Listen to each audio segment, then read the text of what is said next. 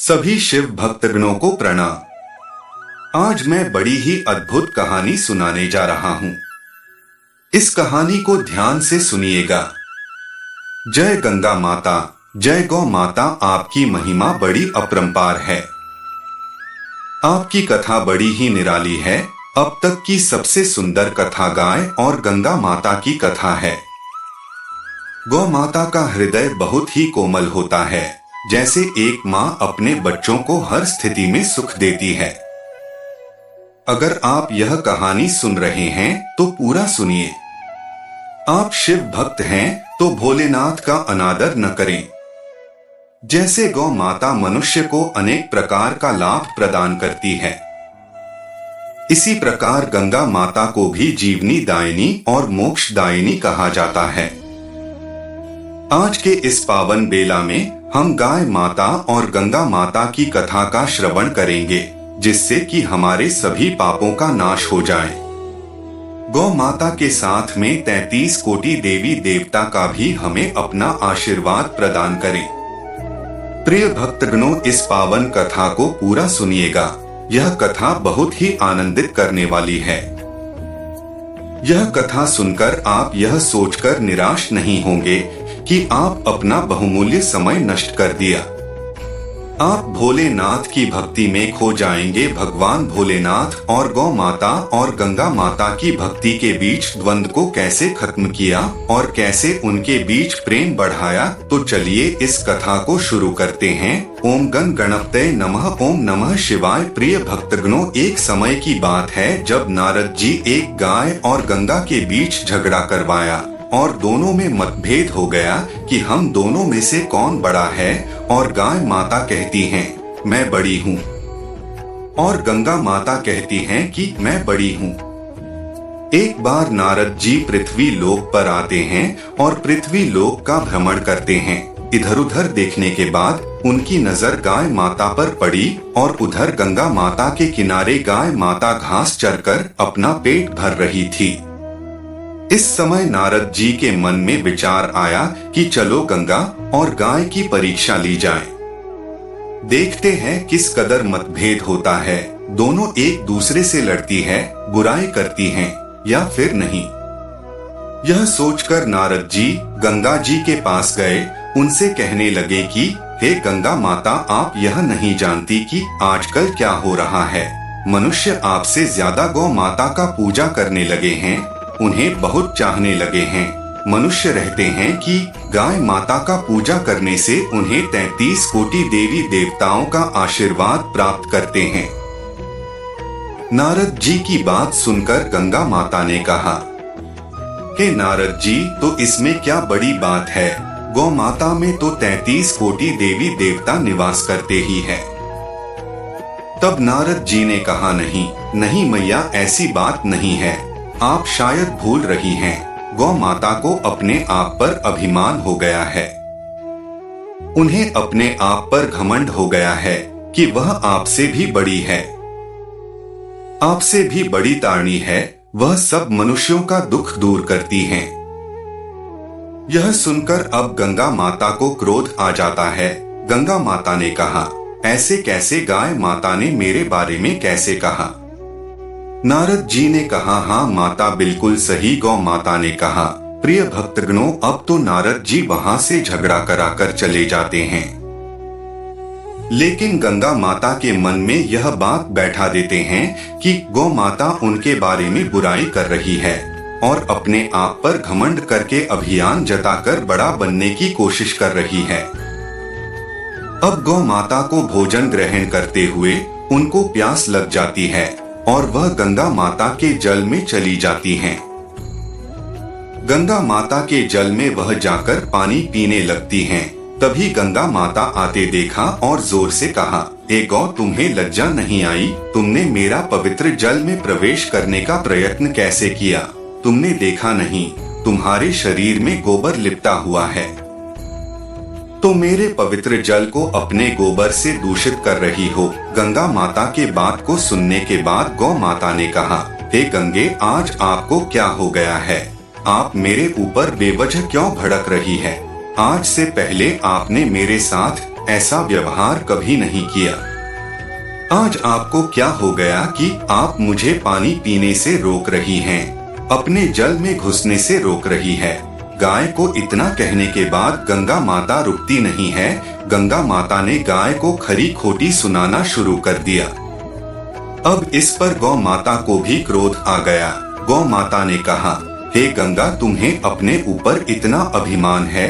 अच्छा तो ठीक है, यह सुनो, मेरी महिमा का बखान सुनो। गौ माता ने कहा, हे गंगा, तुम अपने ऊपर इतना अभिमान क्यों कर रही हो? मेरे गोबर से चूल्हा चौका किया जाता है और मेरे मूत्र के सेवन से ही असंख्य रोग दूर हो जाते हैं, और मेरे दूध और दही का माखन कान्हा जी भी खाते हैं। इसलिए मैं अधिक पवित्र और बड़ी हूँ। मैं जानती हूँ, जहाँ पर मेरा गोबर लीपा जाता है वहाँ के सारे नकारात्मक शक्तियाँ दूर भाग जाती हैं और सकारात्मक शक्तियों का प्रवेश होता है। जहाँ पर मेरा गोबर लीपा जाता है वहाँ पर बीमारी नहीं फैलती। तो बताओ कौन बड़ा है, मैं और तुम? गाय माता की बात सुनकर गंगा माता भी कहीं पीछे हटने वाली नहीं थी। गंगा माता ने भी कहा, तो अच्छा यह बात है तो सुनो, मैं भी कम थोड़ी हूँ, मेरे भी असंख्य गुण है। मैं तुम्हें बता रही हूँ, सुनो कान खोलकर। आगे गंगा माता ने क्या कहा, चलिए सुनते हैं। 12 वर्षों के बाद मेरे किनारे पर कुंभ का मेला लगता है। मेरे द्वारा यहाँ पर असंख्य लोग स्नान करने आते हैं। मेरे जल से स्नान करने से भक्तों के कष्ट दूर हो जाते हैं और मैं शिव जी के जटाओं से बीच से निकली हूँ। यह कोई साधारण बात नहीं है। भगवान भोलेनाथ ने स्वयं अपने शीर्ष पर मुझे धारण किया है। अगर तुम्हारे दूध और दही को बड़े चाव से खाते हैं तो मेरे ऊपर भी देवादिदेव महादेव की कृपा है। उन्होंने तो साक्षात अपनी जटाओं में मुझे स्थान दिया है। इसके नाते मैं बड़ी हूँ। कहो, तुम्हारे पास कोई और शब्द है अपनी बड़ाई करने के लिए? गंगा माता की बात सुनकर गौ माता ने कहा, अच्छा यह बात है तो चलो लो सुनो, मैं जो तुम्हें सुनाती हूँ। हे गंगा, मैंने देखा है तुम्हारे घाट पर कुंभ का मेला लगता है। इसके बारे में तुम अधिक बड़ाई ना करो तो अच्छा है। मैंने देखा है तुम लोग जनों के साथ कैसा व्यवहार करती हो। तुम्हारे इस मेले के कारण कितने भगदड़ होते हैं कि कितने लोग मारे जाते हैं, कितने घायल हो जाते हैं, कितने लोग खो जाते हैं। आप बताओ, तुम्हारा यह मेला कैसे पवित्र हुआ? मेरी वजह से मनुष्य को हर तरह का सुख मिलता है और तो और मेरी वजह से सूना आंगन भी हरा भरा हो जाता है। पूरा आंगन खुशियों से भर जाता है। तो हे गंगा, सुना तूने मेरी महानता। अब बताओ कौन बड़ा है, तुम बढ़िया में? तो प्रिय भक्तगणों, यहाँ पर गौ माता और माँ गंगा की लड़ाई तो खत्म ही नहीं हो रही थी। धीरे धीरे यह लड़ाई और भी अधिक बढ़ती जा रही थी। एक दूसरे के ऊपर शब्दों के बाढ़ छोड़े जा रहे थे। एक दूसरों को शब्दों से घायल किया जा रहा था। इस तरीके से गंगा और गौ माता आपस में एक दूसरे से तुलना करने लगती हैं। गंगा कहती है मैं बड़ी और गाय कहती है कि मैं बड़ी हूँ। और अब आप ही बताइए भक्त गणों की समस्या का समाधान कैसे होगा? क्योंकि इस तरह के एक उदाहरण है। जब दोनों लोग कहने लगे कि मैं बड़ी ही हूँ, तो व्यक्ति असमंजस में पड़ जाएगा। ना तो गाय पीछे हटाने वाली और ना तो गंगा माँ, एक दूसरे को नीचा दिखाने की कोशिश होने लगती है। दोनों माताएं आपस में उलझी रहती हैं। गाय गंगा की लड़ाई शब्दों के बाण महादेव के पास भी जाती है। तब महादेव के पास बैठी माता पार्वती ने कहा, हे प्रभु, मैं तो देख रही हूँ कि गाय और गंगा एक दूसरे की लड़ रही है। यह कहते हुए अपनी माता पार्वती ने भगवान शिव से प्रार्थना करने लगती हैं। तत्पश्चात वहाँ पर नारद जी आ जाते हैं। तब भगवान शिव जी ने कहा, हे नारद, यह लड़ाई कैसी हो रही है? गंगा और गाय एक दूसरे से लड़ क्यों रही हैं? तब नारद जी ने कहा, हे प्रभु, मैंने सोचा कि परीक्षा लिया जाए कि गाय और गंगा एक दूसरे से लड़ती है या नहीं, या एक दूसरे का सम्मान करती हैं या फिर लड़ जाती हैं। लेकिन यह मुझे ज्ञात नहीं था कि गाय और गंगा इस तरीके से भयंकर रूप से लड़ पड़ेगी और एक दूसरे के ऊपर शब्दों के बाढ़ छोड़ना शुरू कर देंगे। यह प्रभु, मैं तो परीक्षा ले लिया, अब आप ही इस परीक्षा का समाधान कीजिए, मेरी आपसे विनती है। भगवान भोलेनाथ ने कहा, नारद जी, आप हर जगह जाते हैं, लोगों के मन के विचारों को पढ़ते हैं, उन्हें आपस में लड़ाते हैं, लड़ाने के बाद उसका हल निकालते हैं। आपका भी लीला अजब गजब है। नारद जी, ठीक है, आप लोग निश्चित रहिए, मैं गाय और गंगा की लड़ाई को खत्म करवाता हूँ। यह कहकर भगवान भोलेनाथ और माता पार्वती सहित पृथ्वी लोक पर आ गए, जहाँ गाय और गंगा आपस में लड़ रहे थे, और वहीं पर नारद जी भी आ जाते हैं। नारद जी ने अपना करताल बजाया, नारायण नारायण करताल किया, नारायण नारायण सुनने के बाद गंगा और गाय माता भगवान शिव को अपने समकक्ष देखते हैं कि हमारे सामने स्वयं देवाधिदेव महादेव प्रकट हुए हैं। यह देखने के बाद उन्होंने भगवान शिव को झुककर प्रणाम किया, फिर महादेव ने उनसे आशीर्वाद दिया। महादेव जी ने आशीर्वाद देते हुए कहा कि हे गंगा, हे गाय है, आप दोनों इस प्रकार से लड़ रही हैं।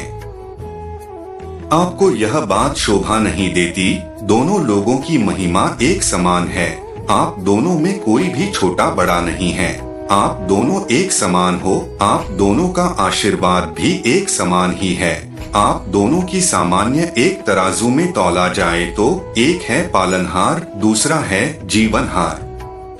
इस धरती पर मनुष्य के कल्याण के लिए अवतरित हुई हो, इसलिए आप दोनों लोग आपस में लड़ना छोड़ दो और मनुष्य कल्याण के लिए जुड़ जाइए। भगवान भोलेनाथ ने आगे कहा, जिस पोखर और तालाब में गाय माता नहाते हुए पार करती हैं, तो वह गंगा, जमुना, सरस्वती तथा सिंधु आदि नदियां समान ही पवित्र हो जाती हैं। अर्थात जिस समय चरवाहे गाय को जंगल से चराकर घर वापस लाते हैं, उस समय गाय के पैर से उत्पन्न हुई धूल अर्थात धूल यदि किसी पर पड़ जाए तो उसके समस्त पाप नष्ट हो जाते हैं, साथ ही साथ दरिद्रता रूपी अलक्ष्मी को नष्ट कर देती हैं। भगवान शिव ने गंगा के बारे में कहा, हे गंगा, आपको मोक्षदायिनी के रूप में जाना जाता है। ऐसा इसलिए क्योंकि पौराणिक काल से ही यह मान्यता है कि गंगा में स्नान करने से सभी पापों का नाश हो जाता है, अंततः मोक्ष की प्राप्ति होती है। विशेष दिन जैसे अमावस्या या पूर्णिमा के दिन आपके जल में जो कोई भी स्नान करता है तो उसे समस्त देवी देवताओं का आशीर्वाद प्राप्त होता है। हे गंगा, आप सभी सुखों को प्रदान करने वाली हैं। आपके जल से व्यक्ति पवित्र हो जाता है, उसके सभी पाप और कष्ट कट जाते हैं। इसलिए आप दोनों एक समान हो, तो मैं आशा करता हूँ कि आप दोनों को मेरी बात समझ में आ गई होगी। यह कहकर भगवान शिव जी वहाँ से अंतर ध्यान हो गए। फिर गौ माता और गंगा माता एक दूसरे से क्षमा याचना करती हैं। खुशी पूर्वक अपने अपने रास्ते लोक कल्याण के लिए निकल पड़ती हैं और वहाँ से नारद जी भी नारायण नारायण करते हुए चले जाते हैं। अर्थात हमें इस कथा से यह सीख मिलती है कि हमें कभी किसी को नीचा नहीं दिखना चाहिए, आपस में मिलजुल कर रहना चाहिए। प्रिय भक्त गणों, आज के लिए बस इतना ही। वीडियो अच्छी लगी तो चैनल को सब्सक्राइब कीजिए, लाइक कीजिए, कमेंट में लिखिए हर हर महादेव।